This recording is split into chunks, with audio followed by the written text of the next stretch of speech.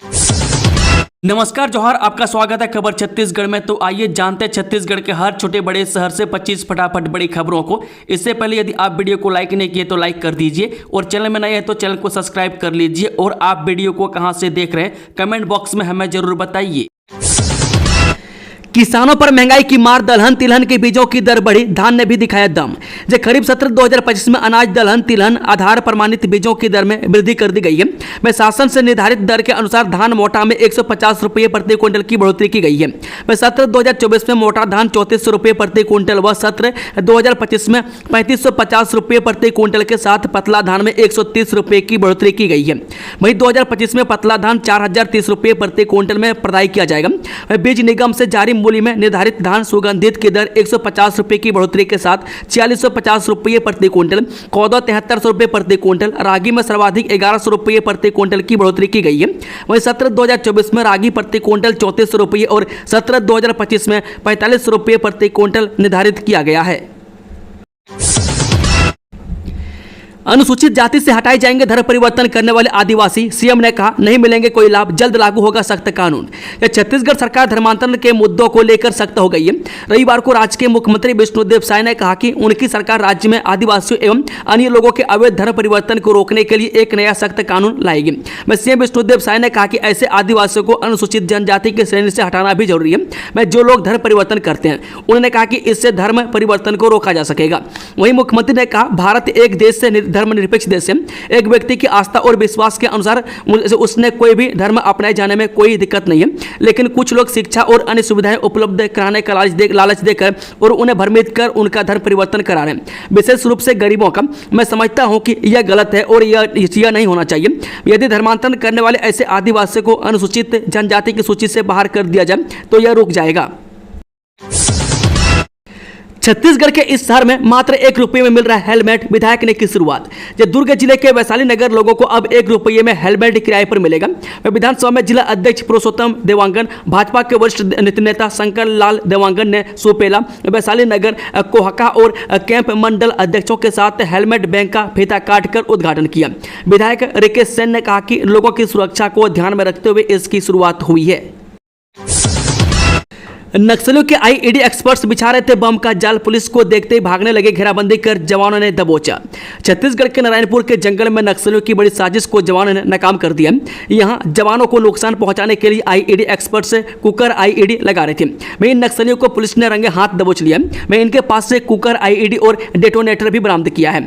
वहीं कड़े Meta camp से डीआरजी बल पुलिस पार्टी गश्त और सर्चिंग के लिए निकली हुई थी। मैं ग्राम छोटे बुरगुम के जंगल में जवानों ने देखा कि 2 लोग रोड के किनारे एक कुकर आईईडी मिट्टी में गाड़कर प्लांट कर रहे थे। पुलिस को देखकर भागने लगे। जवानों ने तत्परता दिखाते हुए घेराबंदी की और दोनों को गिरफ्तार कर लिया। सीएम साहब बोले बचपन में परिवार की जिम्मेदारी ने खेल कूद के लिए समय नहीं दिया, सेवा में मिलता है सुकून। जब 10 साल की उम्र में पिता को खोने के बाद विष्णुदेव साय के पास खेल कूद और मौज मस्ती के लिए समय ही नहीं था। मैं 4 भाइयों में सबसे बड़े होने के कारण उन्होंने तुरंत परिवार की जिम्मेदारी अपने कंधों पर उठा ली थी। मैं साय ने कहा कि शायद इसलिए वह कभी व्यक्तिगत रुचियों पर ध्यान नहीं दे पाए और अब उन्हें केवल सामाजिक कार्यों में ही सुकून मिलता है। छत्तीसगढ़ में आंधी तूफान 60 किलोमीटर की रफ्तार से चलेंगी हवाएं, बारिश के साथ गिरेंगे ओले, आईएमडी का येलो अलर्ट जारी। मध्य प्रदेश, छत्तीसगढ़ सहित देश के अधिकांश राज्यों में आंधी तूफान के साथ बारिश का दौर बीते 4 दिनों से जारी है। रविवार को भी मध्य प्रदेश में आंधी तूफान के साथ तेज बारिश हुई। इंदौर में रिकॉर्ड 3.25 इंच बारिश हुई और खेतों से सड़कों तक बर्फ की चादर बिछ गई। वहीं भोपाल, उज्जैन, देवास और खंडवा में भी तेज बारिश हुई है। इधर आंधी ओले के बीच मौसम विभाग ने मध्य प्रदेश और छत्तीसगढ़ में आंधी बारिश का अलर्ट जारी किया है। अधिकारी कर्मचारी फेडरेशन की बैठक संपन्न, एमआर खान बनाए गए गरियाबंद जिले के संयोजक। अधिकारी कर्मचारी फेडरेशन ने, जिसमें प्रदेश, संभाग और जिला स्तर के विभिन्न विभागों से जुड़े पदाधिकारियों ने महत्वपूर्ण निर्णय लेते हुए प्रांतीय संयोजक कमल वर्मा ने छुरा विकासखंड के प्रधान पाठक एमआर खान को गरियाबंद जिले का फेडरेशन संयोजक नियुक्त किया। इस अवसर पर उपस्थित सभी सदस्यों ने उनका स्वागत किया और संगठन में नई ऊर्जा के रूप में उनकी नियुक्ति को सराहा। जिले का चिल्ड्रन स्कूल अचानक से हुआ बंद। 150 दिव्यांग बच्चों की शिक्षा खतरे में, नहीं है कोई दूसरा स्कूल। जिस शहर में स्थित justice Tankha memorial rotary for special children school अचानक से बंद कर दिया गया। मैं स्कूल बंद होने से अभिभावक चिंतित हो गए। उन्होंने जिला प्रशासन से स्कूल चालू रखने की गुहार लगाई थी, मैं जिस पर कलेक्टर ने मामले को समाज कल्याण विभाग को सुपुर्द कर दिया। मैं उसके बाद भी विभाग ध्यान नहीं दे रहे हैं। 12वीं पास युवाओं के लिए नौकरी का सुनहरा मौका। प्लेसमेंट कैंप का आयोजन 7 मई को जिला रोजगार एवं स्वरोजगार मार्गदर्शन केंद्र जगदलपुर में 7 मई 2025 दिन बुधवार प्रातः 11 बजे से सांझकाल 4 बजे तक प्लेसमेंट कैंप का आयोजन किया जाएगा। निजी सेक्टर के दो नियोजकों के कुल 14 पदों पर भर्ती किया जाएगा, जिसके तहत सिविल इंजीनियर एवं डिप्लोमा सिविल इंजीनियर के लिए सिविल इंजीनियरिंग में डिग्री या डिप्लोमा, आउटर रिच वर्कर के लिए शैक्षणिक योग्यता 12वीं उत्तीर्ण तथा राज्य मिस्त्री हेतु राज्य मिस्त्री प्रशिक्षित इच्छुक आवेदक जिला रोजगार एवं स्वरोजगार मार्गदर्शन केंद्र जगदलपुर आड़ावाल में समाअवधि में अपनी समस्त शैक्षणिक दस्तावेजों की मूल प्रतियां, एक सेट छाया प्रतियां, एक पासपोर्ट साइज फोटो सहित उपस्थित होकर इस अवसर का लाभ ले सकते हैं। इन सभी पदों के लिए कार्य क्षेत्र जगदलपुर निर्धारित की गई है। आकस्मिक दौरे के दौरान छत्तीसगढ़ के इस जिले में उतरा मुख्यमंत्री का हेलीकॉप्टर। ग्रामीणों ने कमल का फूल देखकर किया स्वागत, सीएम ले रहे फीडबैक। जब प्रदेश भर में चल रहे सुशासन त्योहार के तीसरे चरण में छत्तीसगढ़ के मुख्यमंत्री विष्णुदेव साय आज आकस्मिक दौरे पर हैं। मुख्यमंत्री का हेलीकॉप्टर शक्ति जिले के बंदोरा गांव में उतरा। मुख्यमंत्री की चौपाल करी गांव में पीपल के पेड़ के नीचे लगी है। मैं करी गांव के ग्रामीणों और महिलाओं ने कमल का फूल देकर मुख्यमंत्री का स्वागत किया। इस दौरान मुख्यमंत्री खाट पर बैठकर ग्रामीणों से बातचीत कर रहे हैं। मैं ग्रामीण मुख्यमंत्री के सामने अपनी बात रख रहे हैं। जगदलपुर से रायपुर आ रही बस दुर्घटनाग्रस्त, एक यात्री की मौत, 8 घायल। जिले से हादसे की खबर सामने आ रही है। यहां NH30 धमतरी कांकेर मुख्य मार्ग में जगदलपुर से रायपुर जा रही महिंद्रा ट्रेवल्स की बस सड़क किनारे खड़ी ट्रक से टकरा गई। हादसे में बस के परखच्चे उड़ गए। वहीं एक युवक की मौके पर ही मौत हो गई है और 8 यात्री घायल हो गए। सूचना पर पहुंची पुलिस ने जाम खाली करवाया और घायलों को धमतरी जिला अस्पताल में भर्ती कराया, जहां उनका इलाज जारी है। घटना पुरूर थाना क्षेत्र के आरा पेट्रोल पंप के पास की है। पुलिस मामले में आगे की कार्रवाई कर रही है। 6 महीने में छत्तीसगढ़ को मिले 4.5 लाख करोड़ रुपए के निवेश प्रस्ताव। सीएम साय बोले प्रदेश को होगा फायदा। छत्तीसगढ़ के मुख्यमंत्री विष्णुदेव साय ने कहा कि पिछले साल नवंबर में नए औद्योगिक नीति की शुरुआत के बाद राज्य ने विभिन्न क्षेत्रों में 4.5 लाख करोड़ रुपए से अधिक के निवेश प्रस्ताव आकर्षित किए हैं और इनका लाभ 2 साल में दिखाई देगा।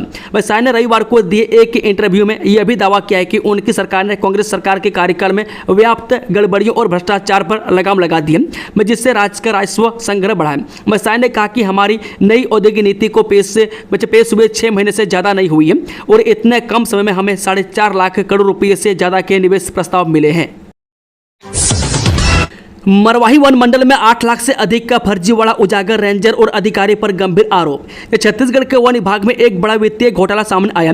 मरवाही वन मंडल में 18,27,214 रुपये के फर्जी भुगतान का खुलासा हुआ है। मैं जल संवर्धन कार्यों के नाम पर यह रकम फर्जी बिल और झूठी तस्वीरें के आधार पर निकाली जा रही थी। मैं इस गड़बड़ी का पर्दाफाश पेंड्रा के SDO मोहर सिंह मरकाम ने किया है। मैं जांच में पाया गया कि फर्जी भुगतान के लिए झूठी निर्माण तस्वीरें, नकली हस्ताक्षर और पेंड्रा SDO की जाली सील का इस्तेमाल किया गया। यह पूरा षड्यंत्र मरवाही रेंजर रमेश से खैरवार, संलग्न अधिकारी अविनाश एमानुअल और वन विभाग के 2 कर्मचारियों की मिलीभगत से रचा गया। पाबंदियों से तंग परीक्षार्थी नाइट ड्रेस में पहुंचे परीक्षा हॉल, मानसिक प्रताड़ना का लगाया आरोप। छत्तीसगढ़ के राजधानी रायपुर में रविवार को नीट UG 2025 का एग्जाम हुआ है, जहां पर प्रदेश में 45,000 छात्र शामिल हुए। इस दौरान कई तरह के प्रतिबंधों से त्रस्त छात्र रविवार को हुई परीक्षा में नाइट ड्रेस में ही पहुंच गए। कई अभ्यर्थी तो लोअर टी-शर्ट और हवाई चप्पल में ही केंद्र पहुंचे थे। इस परीक्षा में रायपुर के 27 सेंटर में 9300 कैंडिडेट से पहुंचे थे। दरअसल मेडिकल पाठ्यक्रमों के लिए होने वाली प्रवेश परीक्षा नीट में बीते कई सालों से परीक्षा केंद्र में लंबी बांह के कपड़े पहनकर आने वाले विद्यार्थियों के कपड़े काटे जाने, जूते उतारे जाने सहित कई तरह के मामले सामने आते रहे हैं। छत्तीसगढ़ में स्वास्थ्य विभाग की बड़ी लापरवाही, मरीज को चढ़ा दी एक्सपायरी ग्लूकोज ड्रिप, ऐसे हुआ कारनामे का खुलासा। जो स्वास्थ्य व्यवस्था सुधारने को लेकर सरकार भले ही लाख दावे कर ले, लेकिन जमीनी स्तर पर हकीकत कुछ और नजर आती है। इस बीच अब दुर्ग जिले के एक सरकारी अस्पताल में एक बार फिर विभाग की लापरवाही दिखी। यहां एक मरीज को एक्सपायरी ग्लूकोज ड्रिप लगा दी। मरीज की तबीयत और बिगड़ी तो परिजनों ने चेक किया, तब इस पूरे मामले की खुलासा हो पाया। लापरवाही सामने आने के बाद अब पूरे स्वास्थ्य महकमे में हड़कंप मचा हुआ है। बिना कैबिनेट विस्तार ही बदल गया मंत्री का विभाग, सीएम के पास थी जो जिम्मेदारी इस नेता के कंधे पर आई, एक पोस्ट से खुली पोल। छत्तीसगढ़ का शिक्षा मंत्री कौन है, इस सवाल पर राज्य की सियासत तेज हो गई है। दरअसल छत्तीसगढ़ सरकार के वन मंत्री केदार कश्यप की एक फोटो वायरल होने के बाद यह मामला उठा है। हाल ही में नई दिल्ली में राज्यों के शिक्षा मंत्रियों की बैठक थी। इस बैठक में मंत्री केदार कश्यप भी शामिल थे।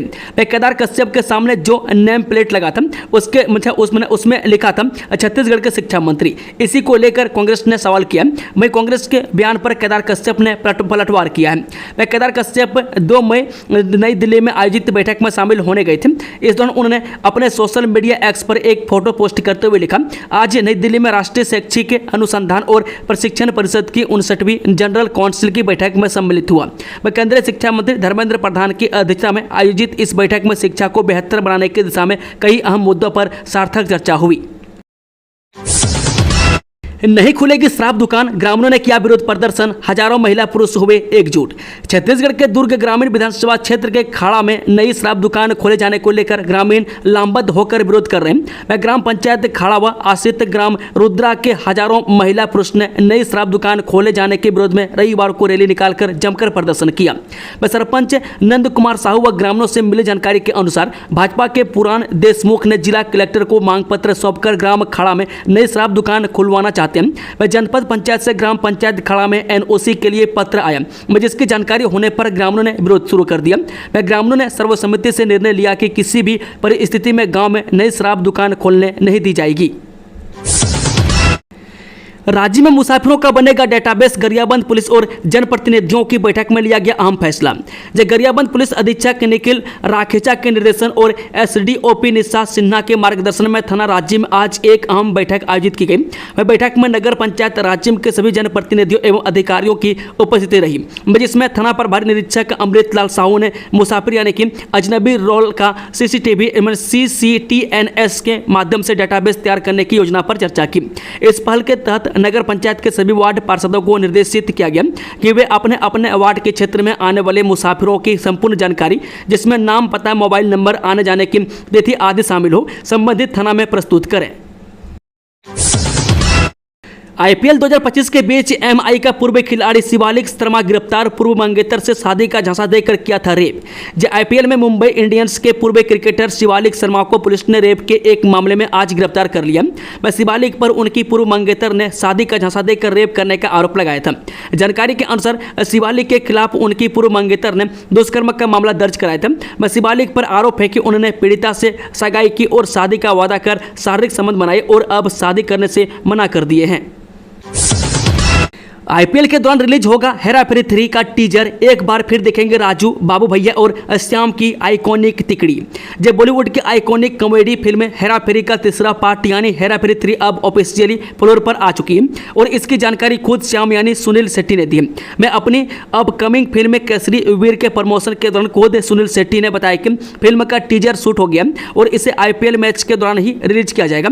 इस खबर के बाद से सोशल मीडिया पर खलबली मची हुई है। वह फिल्म के चाहने वाले इस खबर के बाद से बेहद खुश हो रहे हैं। इस टीजर में राजू, बाबू भैया और श्याम की आइकॉनिक तिगड़ी एक बार फिर देखने को मिलेगी। PMAY की लाभार्थी सोनाई बाई के घर पहुंचे सीएम साय, शासकीय योजना से मिले लाभों की ली जा जानकारी। छत्तीसगढ़ के सीएम विष्णुदेव साय ने आज 5 मई को अपने सुशासन तिहार 2025 कार्यक्रम के तहत शक्ति जिले के ग्राम करी गांव का दौरा किया। यहां उन्होंने पीपल के वृक्ष से नीचे खाट पर बैठकर चौपाल लगाई। इस चौपाल में बड़ी संख्या में ग्रामीण शामिल हुए। लोगों ने सीएम से सीधे संवाद करते हुए अपनी समस्याएं, सुझाव और सरकार की योजनाओं के क्रियान्वयन की जानकारी दी। मुख्यमंत्री ने कहा कि हमारी सरकार का उद्देश्य केवल योजनाएं बनाना नहीं है, बल्कि उन योजनाओं का जमीनी स्तर पर लागू कर प्रत्येक पात्र नागरिक तक पहुंचाना भी है। उन्होंने कहा कि सुशासन का मूल आधार जन सुनवाई और जन सरोकार से जुड़ा हुआ है और आज की यह चौपाल उसी दिशा में एक कदम है। वेतन रिलीज के लिए रिश्वत मांगने वाला हेड क्लर्क के एसीबी का हत्या चढ़ा 10,000 रुपये लेते रंगे हाथ गिरफ्तार।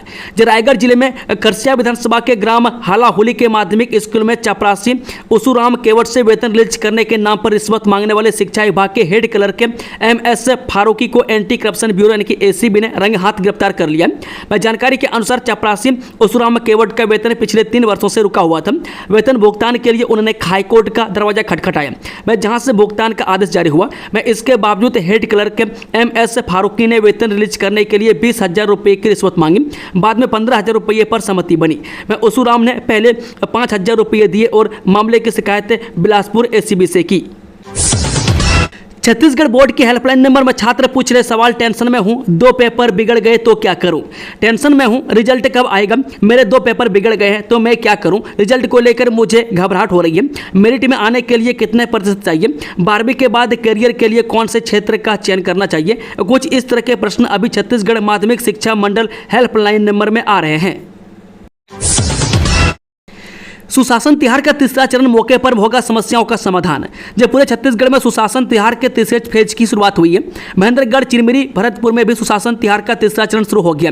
इस बारे में कलेक्टर ने प्रेस कॉन्फ्रेंस के जरिए मीडिया से जानकारी साझा की है। कलेक्टर ने कहा कि सरकार की प्राथमिकता आम जनता तक योजनाओं का लाभ पहुंचाना है, जिससे समस्याओं का समय से समाधान हो सके। सुशासन तिहार का मुख्य मकसद शासन की योजनाओं का लाभ जनता तक पहुंचाना है। शासन प्रशासन हर स्तर पर यह सुनिश्चित कर रही है कि शासकीय योजनाओं का लाभ उन जरूरतमंद वर्गों तक पहुंचे जिनके लिए ये योजनाएं बनाई गई है। दुर्ग के थनोद में बने अंडरब्रिज की ऊंचाई बनी किसानों की परेशानी। जब थनोद गांव में भारतमाला परियोजना के तहत अंडरब्रिज का निर्माण किया गया, मैं थनोद और आसपास के दर्जनों गांव वालों की शिकायत है कि ब्रिज की ऊंचाई महज 4 मीटर रखी गई है। ब्रिज की ऊंचाई कम होने से पुल के भीतर से बड़ी गाड़ियां नहीं गुजर सकती। खेती बाड़ी के मौसम में हार्वेस्टर जैसी गाड़ियों का यहाँ से पास होना मुश्किल है। लोड ट्रक भी बड़ी मुश्किल से यहाँ से पास हो पाते हैं। लोगों का कहना है कि अगर ब्रिज की ऊंचाई ज़्यादा होती तो सभी को आसानी होती। गाँव वालों की शिकायत है कि ब्रिज को महज 4 मीटर ऊंचा बनाया गया। जिस इलाके में ब्रिज बना है वहां से हर दिन बड़ी गाड़ियां निकलती हैं। किसान अपना अनाज लेकर मंडी जाता है। गांव में फसल की कटाई के लिए हार्वेस्टर आता है। ब्रिज की ऊंचाई कम होने से माल लदे ट्रक यहां से पास नहीं हो पाते और हार्वेस्टर तो पुल के भीतर से गुजर ही नहीं सकता।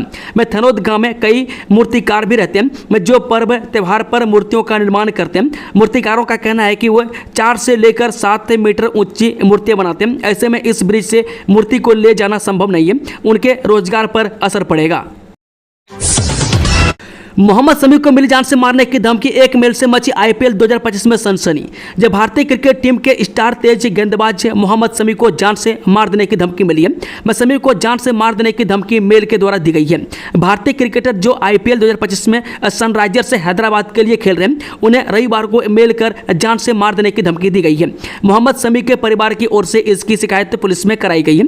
आपको बता दें कि इससे पहले भारतीय क्रिकेट टीम के हेड कोच गौतम गंभीर को भी जान से मार देने की की भरा मेल आया था, जिसके बाद पुलिस से गंभीर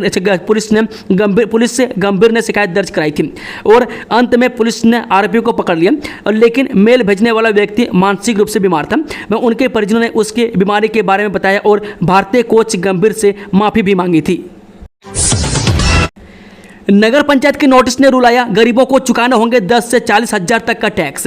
जब सामान्य इंसान को अचानक से 40 हजार का बिल भरना पड़े तो उसकी क्या हालत होगी आप समझ सकते हैं। झागराखांड नगर पंचायत इन दिनों टैक्स वसूली अभियान चला रहा है। वह टैक्स जमा करने को लेकर लोगों को लंबे चौड़े बिल का नोटिस भी भेजा जा रहा है। परेशानी यह है कि जो संपत्ति टैक्स का नोटिस भेजा जा रहा है 1 या 2 हजार नहीं बल्कि 10 से लेकर 40 हजार तक का है। वार्ड के लोगों का कहना है कि वो गरीब आदमी है, इतना टैक्स कहाँ से भर पाएंगे।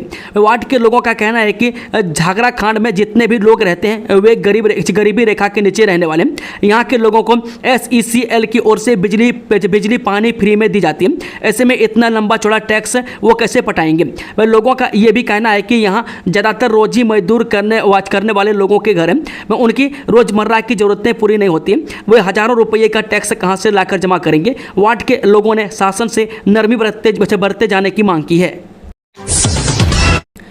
2600 करोड़ रुपए खर्चने के बाद भी जल जीवन का नहीं पूरा हुआ मिशन। 562 गांवों के अब भी सूखे हैं कंठ। छत्तीसगढ़ के राजनांदगांव जिले में जल जीवन मिशन का बुरा हाल है। में जिले में 660 गांव हैं, जिसमें महज 98 गांव में ही जल जीवन मिशन का काम पूरा हो पाया। बाकी बचे शेष गांव में काम अभी भी अधूरा है।